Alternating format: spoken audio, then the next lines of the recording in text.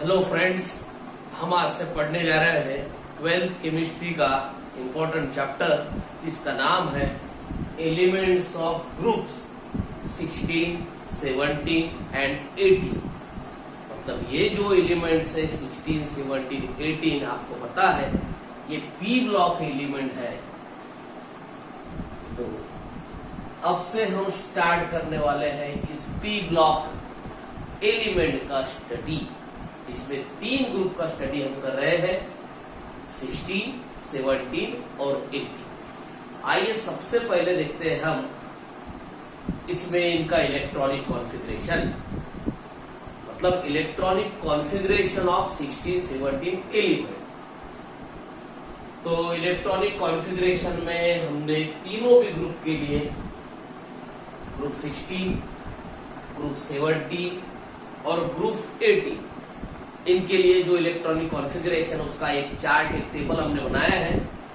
तो देखिए ग्रुप 16 को आपको बताया, ग्रुप 16 का फर्स्ट एलिमेंट जो होता है वो ऑक्सीजन है, इसलिए उसे ऑक्सीजन फैमिली कहते हैं। ग्रुप 17 का जो एलिमेंट है उसका फर्स्ट एलिमेंट है फ्लोरीन, और फ्लोरीन के बाद में क्लोरीन, ब्रोमीन, आयोडीन, स्टैटाइन की जो एलिमेंट है इसे हैलोजन फैमिली कहते हैं। और बाद में आती है नोबेल गैसेस की फैमिली, इनर्ट गैस की फैमिली, जिसे ग्रुप 18 कहा जाता है। तो ये जो है 16, 17, 18 ये सभी पी ब्लॉक एलिमेंट है। तो इनका हम इलेक्ट्रॉनिक कॉन्फ़िगरेशन स्टडी करते हैं। तो इलेक्ट्रॉनिक कॉन्फ़िगरेशन में एक कॉलम में हमने लिखे एलिमेंट, जैसे कि ग्रुप 16 के एलिमेंट आएंगे इसमें। फिर बाद में उसका इलेक्ट्रॉनिक कॉन्फ़िगरेशन। अब ये इलेक्ट्रॉनिक कॉन्फ़िगरेशन जो है कंडेंस इलेक्ट्रॉनिक कॉन्फ़िगरेशन, यानी उसको छोटा किया हो, शॉर्ट किया हो। और आपको पता है कंडेंस इलेक्ट्रॉनिक कॉन्फ़िगरेशन जो लिखने की मेथड होती है वो नियरेस्ट नोबेल गैस से लिखा जाता है। नियरेस्ट नोबेल गैस से जो है इलेक्ट्रॉनिक कॉन्फ़िगरेशन लिखने की जो मेथड है उसे कंडेंस इलेक्ट्रॉनिक कॉन्फ़िगरेशन कहते हैं। तो सबसे पहले आपको याद रखना है ग्रुप 16 एलिमेंट जो है उनका जो इलेक्ट्रॉनिक कॉन्फ़िगरेशन है जनरल इलेक्ट्रॉनिक कॉन्फ़िगरेशन वो NH2NP4 इस पैटर्न में आएगा। NH2NP4। अब यहाँ पर N मतलब जो लास्ट शेल है वो N है, और उसमें वैलेंस शेल में S जो सब शेल है उसमें 2 इलेक्ट्रॉन आएंगे और P सब शेल में 4 इलेक्ट्रॉन आएंगे। इसलिए ग्रुप 16 का जो जनरल इलेक्ट्रॉनिक कॉन्फ़िगरेशन वो NH2NP4 है। उसी तरह से एक इलेक्ट्रॉन बढ़ जाता है 17 में, 16 से 17 में एक इलेक्ट्रॉन बढ़ जाता है, ये होता है NH2NP5, मतलब S में 2, लास्ट S में 2 और लास्ट P में 5 इलेक्ट्रॉन। और अब एक इलेक्ट्रॉन और भी बढ़ जाएगा नोबेल गैस में जो होगा NH2NP6। तो यहाँ पर याद रखिए NH2NP4 16 के लिए, NH2NP5 17 के लिए और NH2NP6 18 के लिए। यहाँ पर एक बात और याद रखना, ये जो ऑक्सीजन फैमिली है मतलब 16 है, ये 2 इलेक्ट्रॉन शॉर्ट है, मतलब 2 इलेक्ट्रॉन कम होते हैं इनके लिए ऑक्टेट कंप्लीट करने के लिए। 2 इलेक्ट्रॉन कम होते हैं इनमें ऑक्टेट कंप्लीट करने के लिए, इसलिए 2 इलेक्ट्रॉन शॉर्ट है ऑक्टेट से। ये 1 इलेक्ट्रॉन शॉर्ट होते हैं क्योंकि इसमें हैलोजन फैमिली में इस फैमिली से 1 इलेक्ट्रॉन ज्यादा है, इसलिए यहाँ पर जो है 1 इलेक्ट्रॉन शॉर्ट है क्योंकि इसमें हो गए 2 और 5 7 इलेक्ट्रॉन, 1 इलेक्ट्रॉन कम है ऑक्टेट से या स्टेबिलिटी से। और ये जो है 18 एलिमेंट, ये तो आपको पता है NH2NP6। हेलियम को अगर छोड़ दे तो बाकी सभी एलिमेंट का ऑक्टेट कंप्लीट है, हेलियम का डुप्लेट कंप्लीट होता है, उसमें 2 इलेक्ट्रॉन होता है। तो आइए चलिए सबसे पहले देखते हैं ग्रुप 16 ऑक्सीजन फैमिली। आपको बोला है ऑक्सीजन फर्स्ट एलिमेंट, इसलिए ऑक्सीजन फैमिली कहलाती है। तो ऑक्सीजन फैमिली के इलेक्ट्रॉनिक कॉन्फ़िगरेशन किस तरह से होता है? जनरल कॉन्फ़िगरेशन NH2NP4 को फॉलो करेंगे। Oxygen first element, atomic number है ऑक्सीजन का 8, O8। अब ऑक्सीजन से नियरेस्ट नोबेल गैस है वो उससे छोटी, और नियरेस्ट वो है हेलियम जिसका एटॉमिक नंबर 2 है। अब हेलियम 2 के बाद में इसमें कौन से NH2NP4 आएगा? इसमें आएगा 2s2 2p4, तब जाकर ये 2 और ये 6, इस तरह से 8 इलेक्ट्रॉन होते हैं। इसलिए ऑक्सीजन का क्या कॉन्फ़िगरेशन है? Helium 2s2 2p4। अब इसी तरह से ये नीचे भी फॉलो करेगा 3s2 3p4, 4s2 4p4, 5s2 5p4। देखिए आगे अगला एलिमेंट है सल्फर 16। सल्फर की नियरेस्ट नोबेल गैस है उससे छोटी, नियॉन 10 एटॉमिक नंबर वाली, इसमें आएगा 3s2 3p4, तब जाकर ये 10 और ये 6, ये हो जाएगी 60। तो इसलिए सल्फर 3s2 3p4। यह है Se सिलेनियम, इसका एटॉमिक नंबर है 34, उसकी नियरेस्ट गैस है ऑर्गन, उसका कॉन्फ़िगरेशन आएगा, इसमें आएगा 3D सब शेल इसमें आएगी, इंट्रोड्यूस होगी 3D10, तो कंप्लीट भरी हुई है 3D10, 4s2 4p4, तब जाकर इसकी जो टोटल होगी वो होगी 34 इलेक्ट्रॉन। तो उसके बाद में है tellurium Te, tellurium Te 52 atomic number है उसका, इसकी नियरेस्ट गैस है क्रिप्टॉन। क्रिप्टॉन आपको पता है जिसका एटॉमिक नंबर होता है 36, 4D10 5s2, इसमें 4D आएगा, 4D10 5s2 5p4। देखिए NH2 NP4 पैटर्न में कॉन्फ़िगरेशन शुरू है, 2s2 2p4, 3s2 3p4, 4s2 4p4। अब ये जो टेल्यूरियम है ये 4D10 5s2 5p4। उसके बाद में पोलोनियम, जिसका एटॉमिक नंबर 84, ये लास्ट एलिमेंट है इस फैमिली का, जिसकी नियरेस्ट गैस है उससे छोटी, इस एलिमेंट से छोटी, और नियरेस्ट ज़ेनॉन, जिसका एटॉमिक नंबर है 54। अब इसमें कौन कौन से सबशेल्स आती हैं, इसमें इंट्रोड्यूस होता है 4f, जो कम्प्लीटली फील्ड है, 4f 14, यहाँ पर 4D था तो यहाँ पर 5D आएगा, 5D10 6s2 6p, इसलिए लास्ट में 6s2 6p4। इस तरह से पोलोनियम का इलेक्ट्रॉनिक कॉन्फ़िगरेशन आएगा। तो ये होगी ऑक्सीजन फैमिली। अब सिमिलर वे में ग्रुप 17 और ग्रुप 18, अब सिर्फ डिफरेंस क्या होगा, आपने ये अगर फैमिली याद की तो आपको ये और ये फैमिली याद रखना बहुत आसान है, क्योंकि इससे एक इलेक्ट्रॉन ही ज्यादा है, मतलब कॉन्फ़िगरेशन सेम लिखना है, सिर्फ लास्ट वाला जो P है, P सबशेल जो है, उसमें 5 इलेक्ट्रॉन लिखना है, मतलब इनसे एक इलेक्ट्रॉन ज्यादा। अब उसी तरह से हमने जो सेम पीरियड के एलिमेंट है वो एक साथ लिए, जैसे कि आप 17 ग्रुप हेलोजन फैमिली का फर्स्ट मेंबर है फ्लोरीन, फ्लोरीन का एटॉमिक नंबर है 9, जिसकी नियरेस्ट गैस है हीलियम। अब ये जो था ये 2s2 2p4 था, अब इसमें ये 8 थे, ये 9 है, एक इलेक्ट्रॉन बढ़ गया, इसलिए ये 2s2 2p5 हो जाएगा, 2s2 2p5, helium 2s2 2p5। अब अगला एलिमेंट है क्लोरीन 17, इसकी नियरेस्ट गैस नियॉन। इसी की तरह से ये लिखे थे आपने 3s2 3p4, ये लिखेंगे एक इलेक्ट्रॉन बढ़ गया तो 3s2 3p5, बहुत आसान है।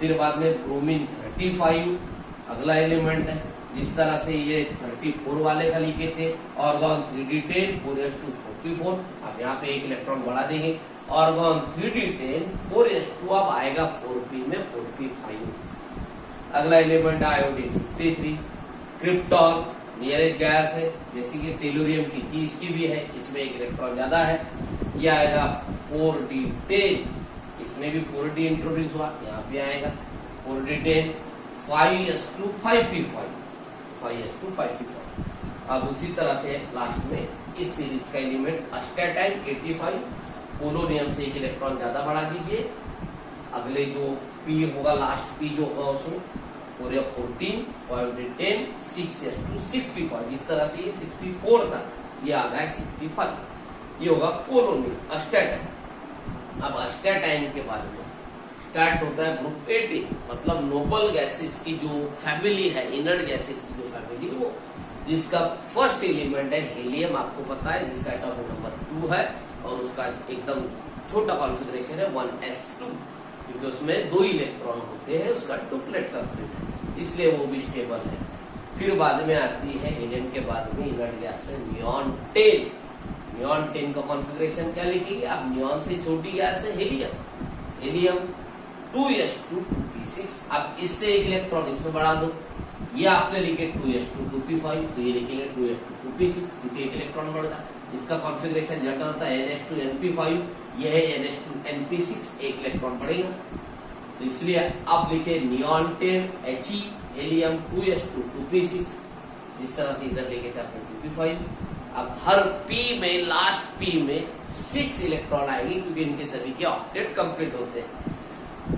अगली गैस है ऑर्गन 18, उसकी जो नियरेस्ट गैस है वो है नियॉन 10 3s2 3p6, फिर आएगा krypton 36, organ 3d10 4s2 4p6, एक इलेक्ट्रॉन बढ़ गया।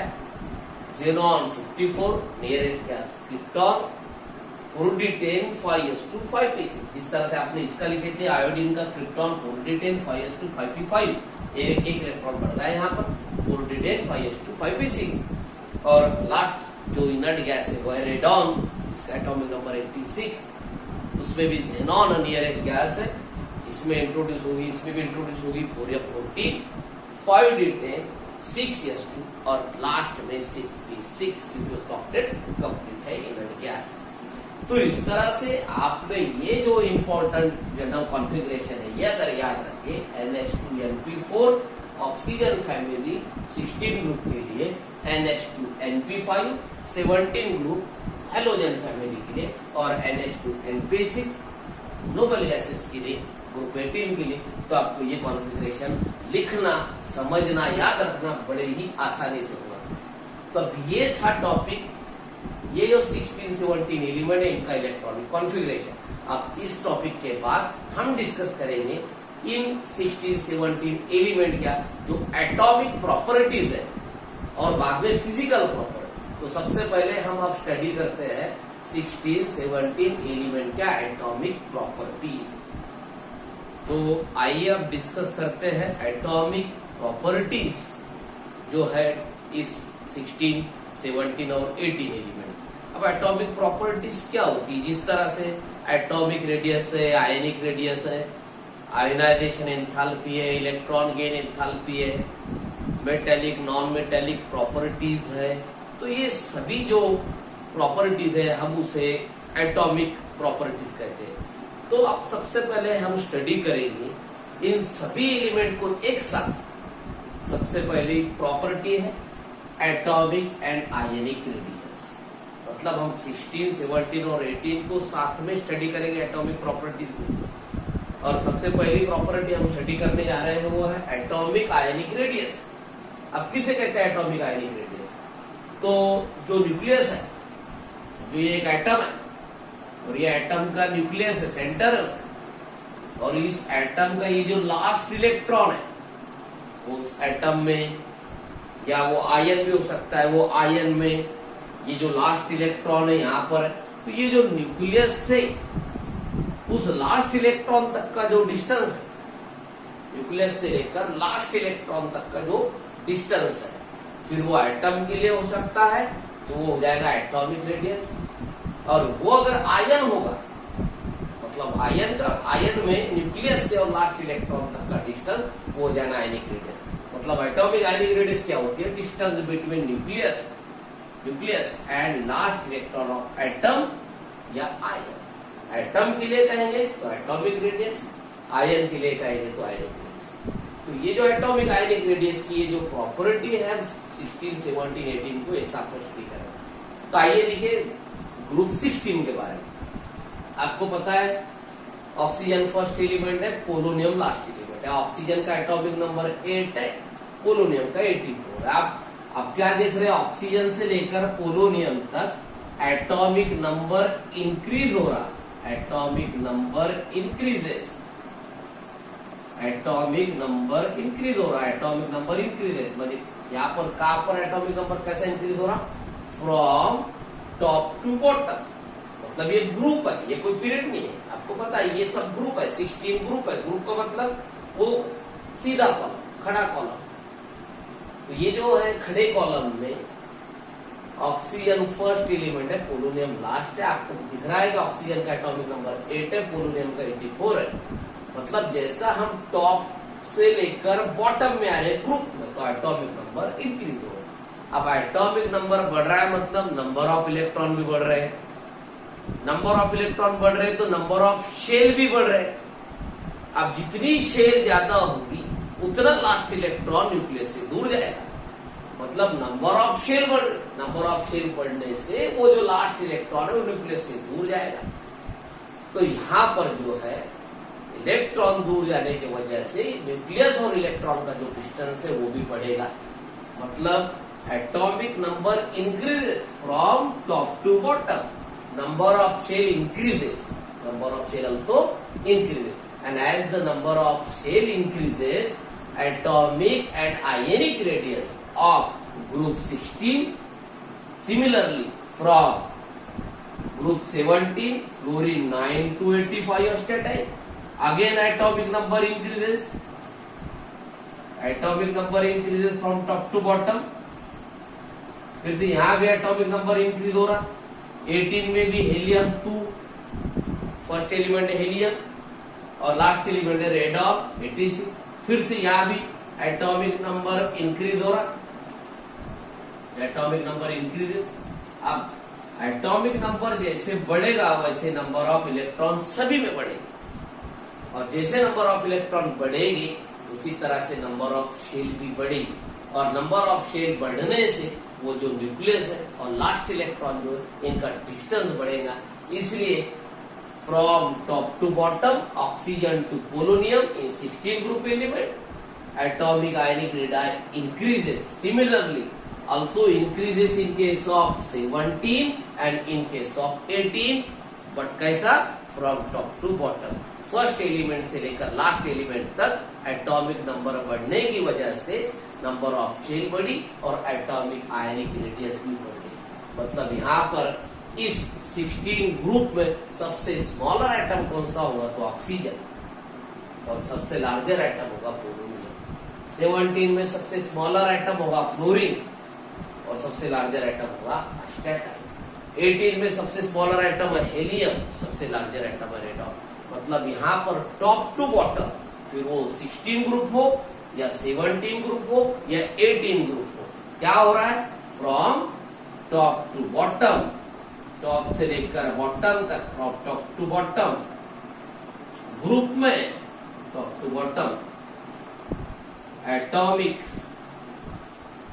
And ionic radius, atomic and ionic radius increases from top to bottom। मतलब डाउन द ग्रुप भी बोल सकते हैं, फ्रॉम टॉप टू बॉटम या down the group atomic and ionic radius increases. क्यों इंक्रीज हो रही, इसका रीजन पूछा जा सकता है आपको।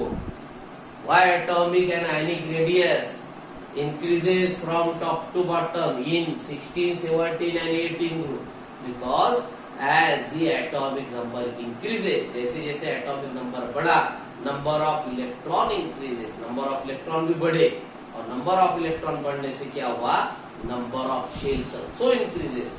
फिर अब इतने इलेक्ट्रॉन को रखने के लिए उसके लिए number of shell भी बढ़ गई, और number of shell बढ़ना मतलब जो लास्ट इलेक्ट्रॉन है वो न्यूक्लियस से दूर जाना, और इसी का मतलब है वो जो एटॉमिक एंड आयनिक रेडियस है उसका बढ़ना।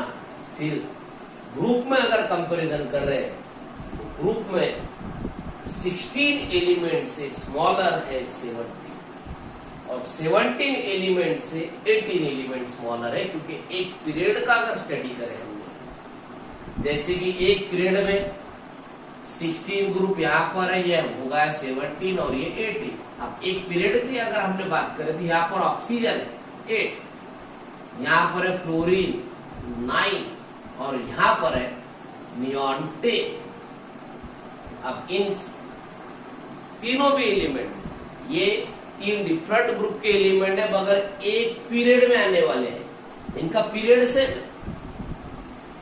तो ग्रुप में top to bottom atomic ionic radius बढ़ती है, ख्याल में रखना, कभी क्या ख्याल में रखना है, ग्रुप में top to bottom atomic radius बढ़ती है, एटॉमिक आयनिक रेडियस, मगर पीरियड में इस तरह से इस डायरेक्शन से हम जा रहे हैं 18 ग्रुप के डायरेक्शन की तरफ, तो पीरियोडिक टेबल में एक सिमिलर पीरियड में left to right periodic table में ये जो एटॉमिक आयनिक रेडियस है ये डिक्रीज होती है।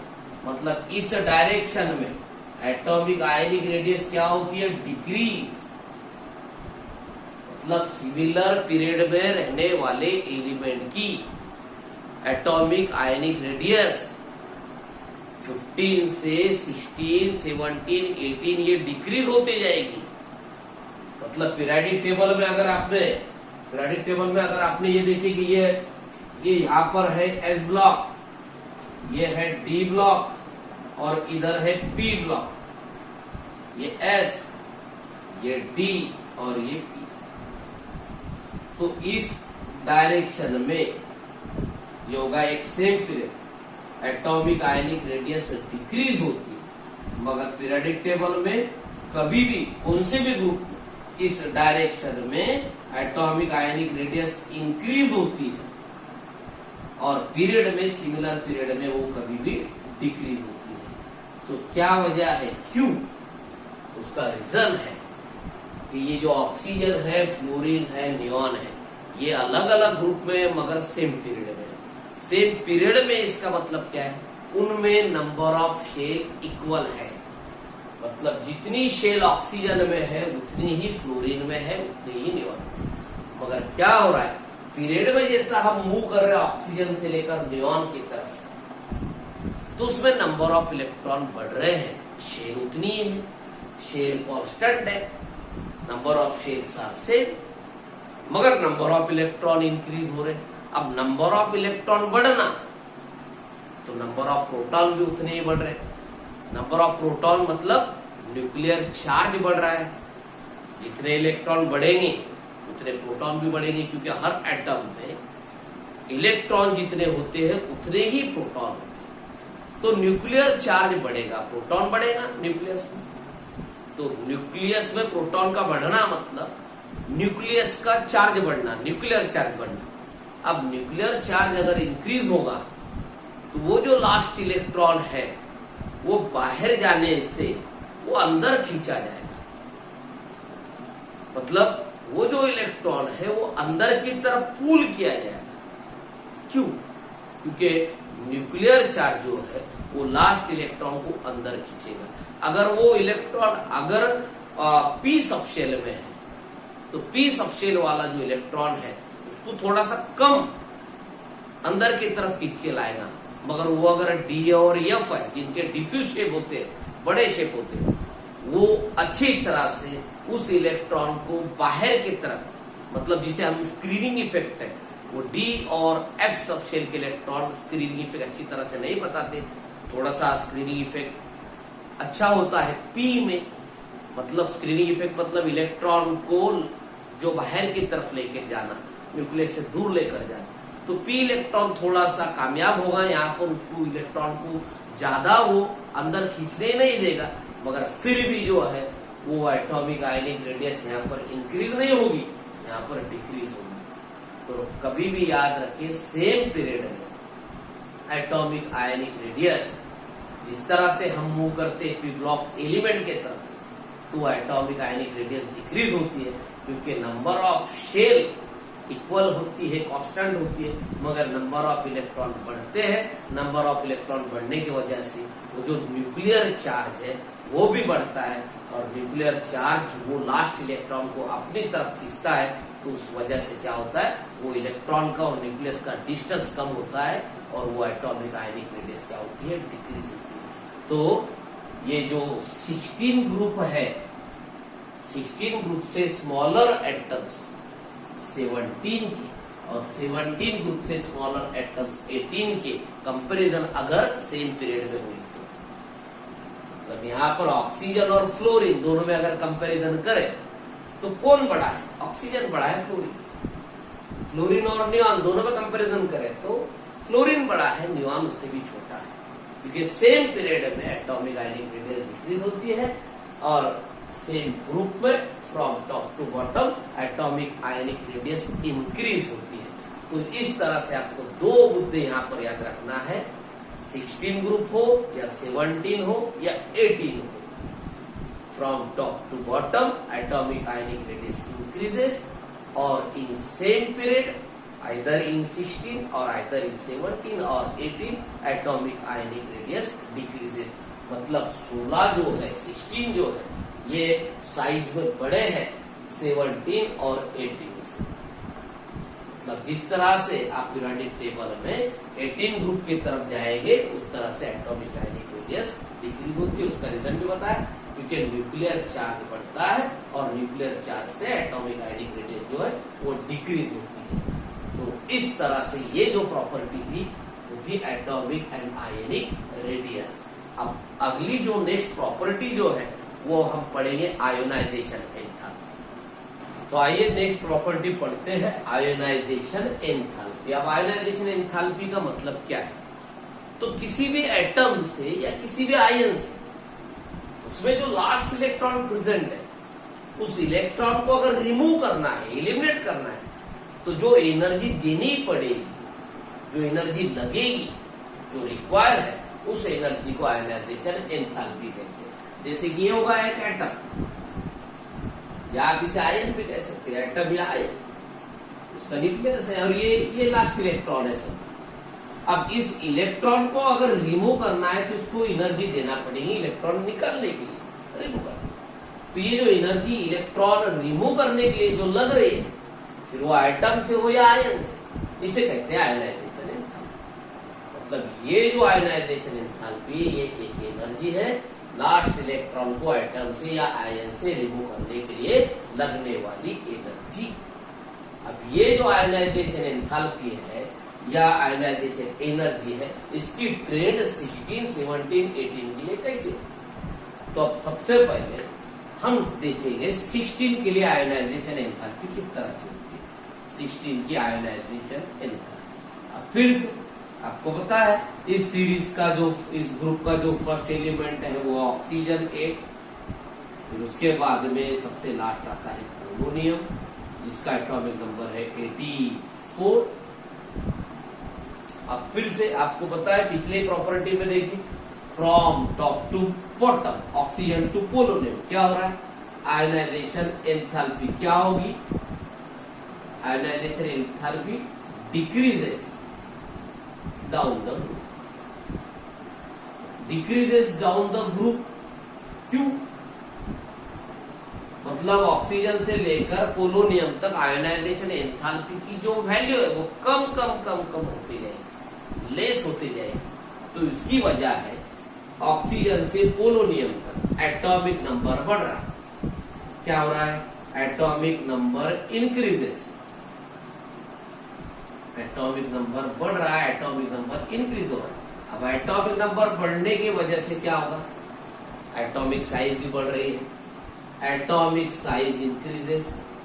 अभी पिछले प्रॉपर्टी देखे आपने, एटॉमिक साइज इंक्रीजेस। अब जितना एटम बड़ा होगा या जितना आयन बड़ा होगा, उसमें से इलेक्ट्रॉन निकालना आसान है। स्मॉलर एटम से इलेक्ट्रॉन निकालना थोड़ा सा डिफिकल्ट है। जैसे कि 2 एटम, समझो ये एक एटम होगा और ये एक एटम होगा।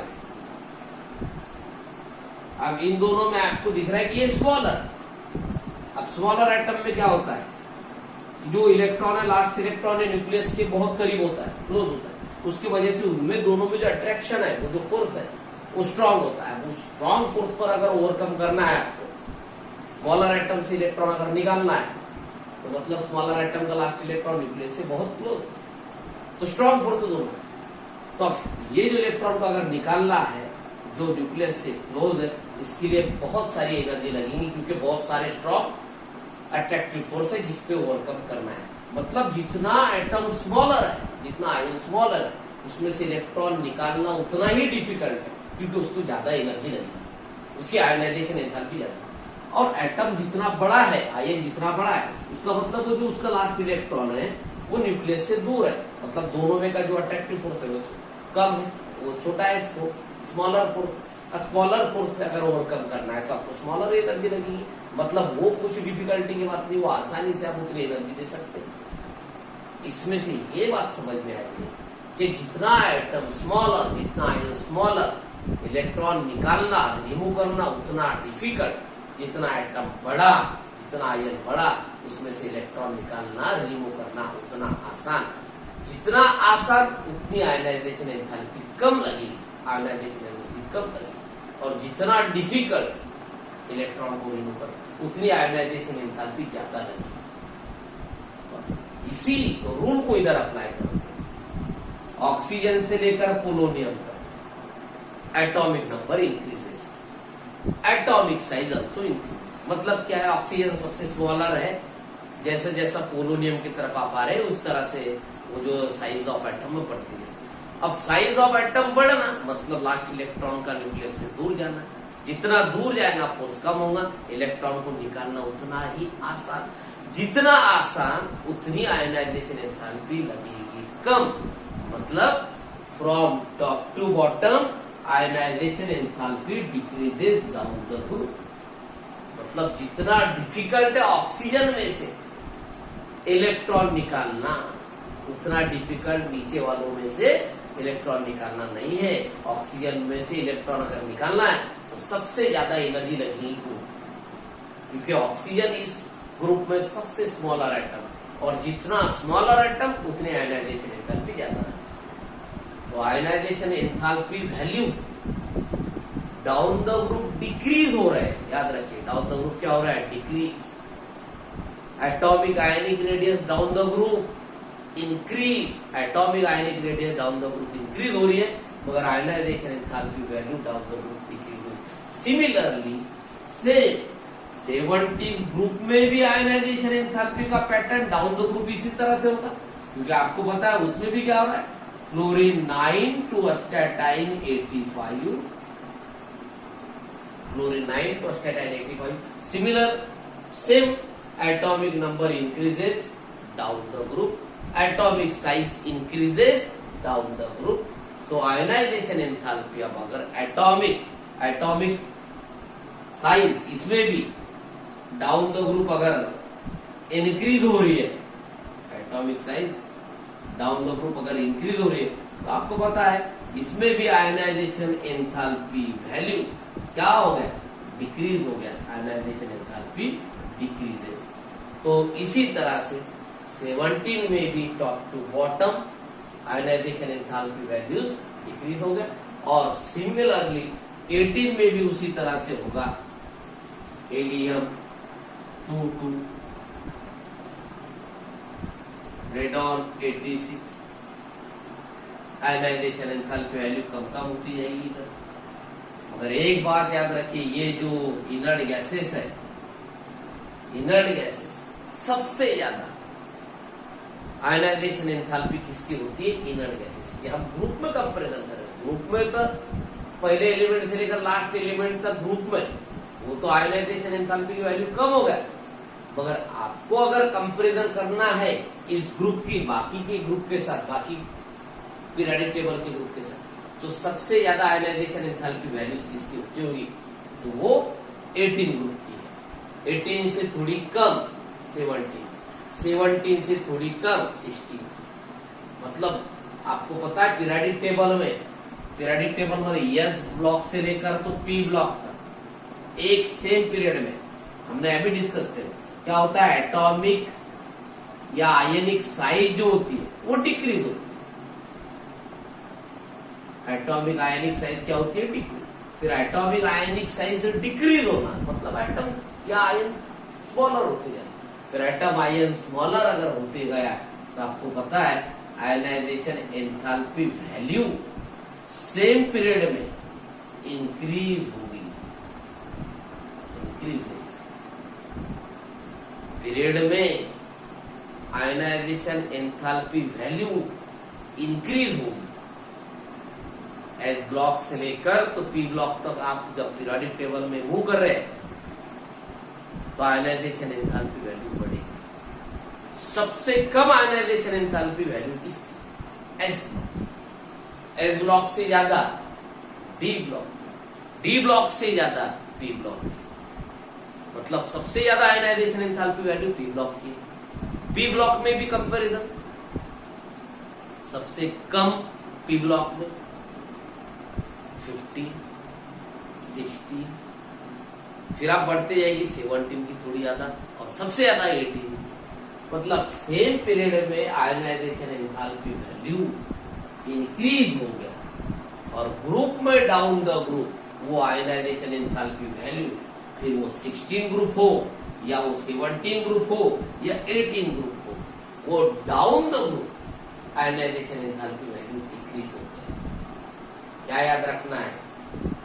Ionization enthalpy values in same period increases because same period when we move from S block to P block, what happened? Atomic ionic size decreases, hence ionization enthalpy value increases. And when we move from top to bottom in a group, कौन से भी group, वो क्या होता है? Atomic आयनिक size हमेशा बढ़ती जाती है, फर्स्ट वाले एलिमेंट से लेकर ग्रुप के लास्ट वाले एलिमेंट। तो एटम की साइज बढ़ना मतलब लास्ट इलेक्ट्रॉन दूर जाना और उसको रिमूव करने के लिए लगने वाली एनर्जी कम से कम लगना। तो ग्रुप में top to bottom ionisation enthalpy value decrease होते हैं और पीरियड में फ्रॉम लेफ्ट टू राइट या S block to P block ionisation enthalpy value increase होता है। तो 16 ग्रुप से ज्यादा आयनाइजेशन एंथैल्पी 17 और 17 से ज्यादा आयनाइजेशन एंथैल्पी 18। इस तरह से ये जो प्रॉपर्टी थी आयनाइजेशन एंथैल्पी, ये ऐड होती है। अब इसके जो नेक्स्ट प्रॉपर्टीज है, अभी 16, 17, 18 के अभी कुछ और भी एटॉमिक प्रॉपर्टीज को डिस्कस कर रहा है, वो हम डिस्कस करेंगे नेक्स्ट वीडियो में। आपसे रिक्वेस्ट है, आपसे रेगुलर आप मेरी जो वीडियो है उसको देखते रहिए। वीडियो अच्छा लगा उसे लाइक कीजिए, कमेंट्स कीजिए। जिन लोगों ने अब तक चैनल को सब्सक्राइब नहीं किया है उनसे भी रिक्वेस्ट है कि वो अपने चैनल को सब्सक्राइब कीजिए। Okay, thank you.